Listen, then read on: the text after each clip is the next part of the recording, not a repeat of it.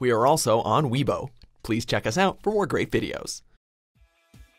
Caution, mind-boggling revelations ahead.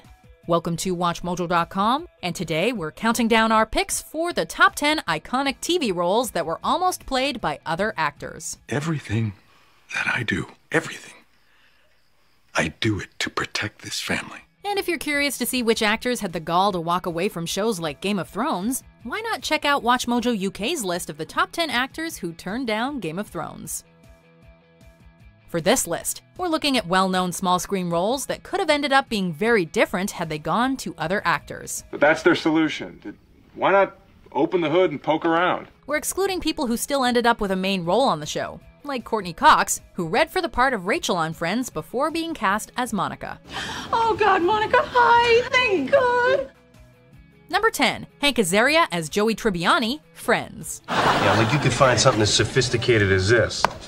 It's a little hard to imagine anyone other than Matt LeBlanc playing Joey, the show's lovable goofball with a penchant for women and sandwiches. However, future Friends alumni Hank Azaria tried desperately to land the part. Increased job satisfaction and family togetherness are poison for a purveyor of mind-numbing intoxicants like myself. The longtime Simpsons voice actor once admitted that the role of Joey Tribbiani was, quote, the only job I ever auditioned for twice. In regard to LeBlanc's season 1 performance, Azaria went on to say, quote, I could have been funnier than him.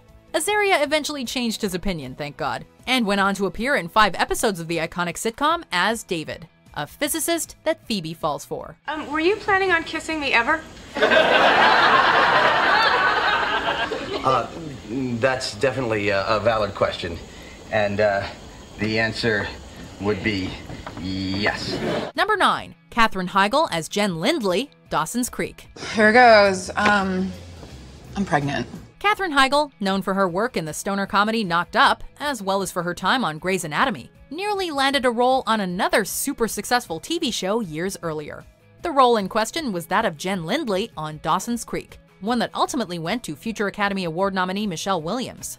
Hey guys, Jen.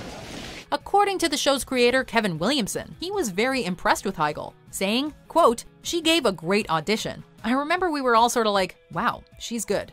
Despite this glowing review, he decided to go with Williams, and the rest is history. So come on, live it up, go out, have a good time, meet some new people. Number 8, Thomas Jane as Don Draper, Mad Men. I'm living like there's no tomorrow, because there isn't one. Mad Men would not be Mad Men without Jon Hamm. Plain and simple.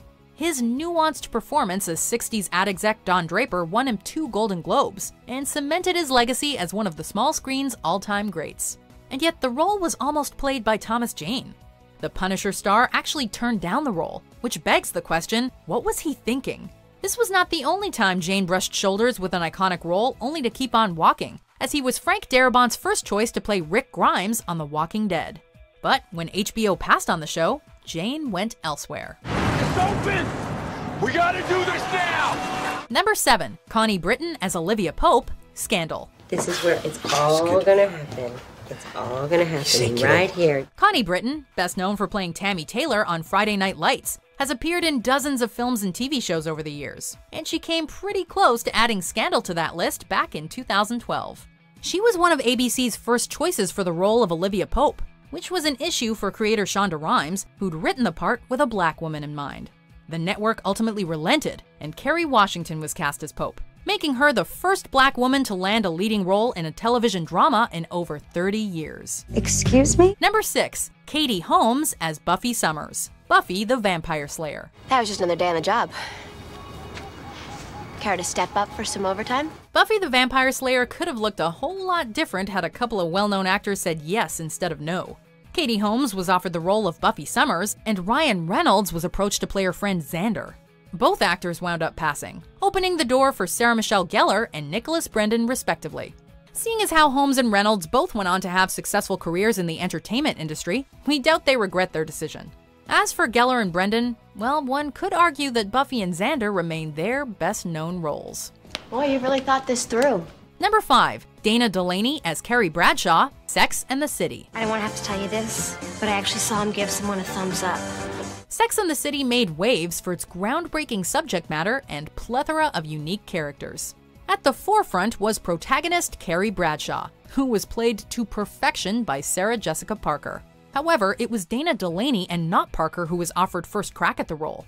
So why did Delany pass on the show that would later become a cultural phenomenon? Sex.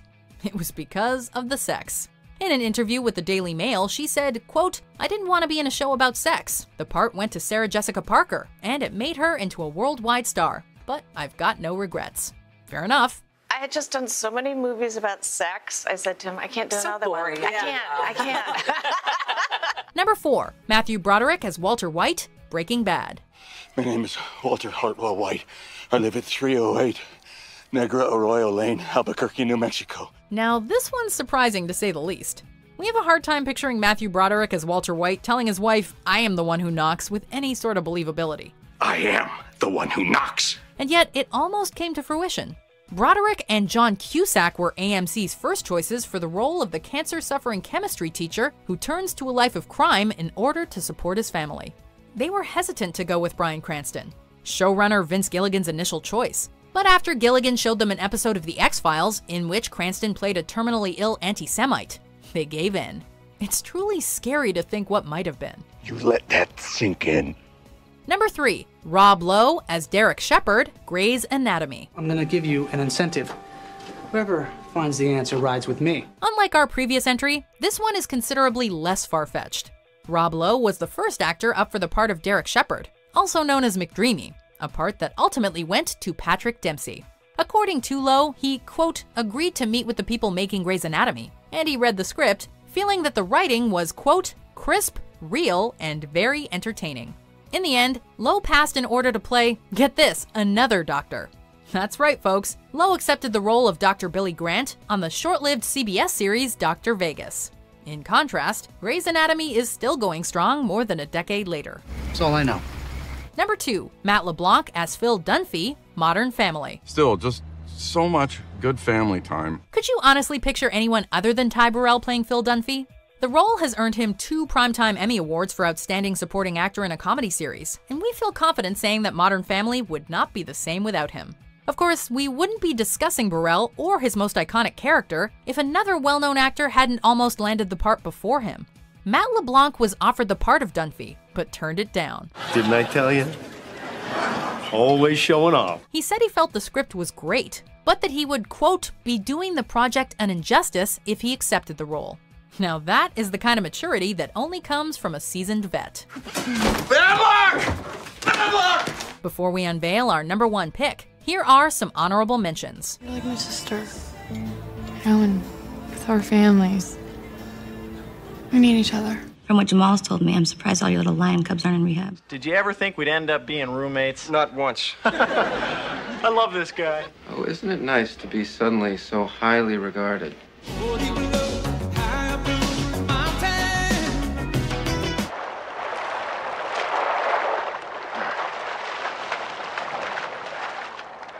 Number 1, Chris Rock as George Costanza, Seinfeld. Told me to go to hell, and I took the bus home. Yes, you heard that correctly. Actor and comedian Chris Rock was offered the role of George Costanza, Jerry's neurotic, socially awkward best friend, but ultimately turned it down. I'm out, baby! I'm out! According to casting director Mark Hirschfeld, quote, we saw every actor we could possibly see in Los Angeles in the hunt to find the perfect George. Danny DeVito and Nathan Lane were also considered before Seinfeld and Larry David settled on Jason Alexander. This was not the only character to have almost been played by someone else, as Elaine was almost played by none other than Rosie O'Donnell. Not that there's anything wrong with that. Not that there's anything wrong with that. Not at all. Do you agree with our picks? Check out these other great clips from WatchMojo and subscribe for new videos every day.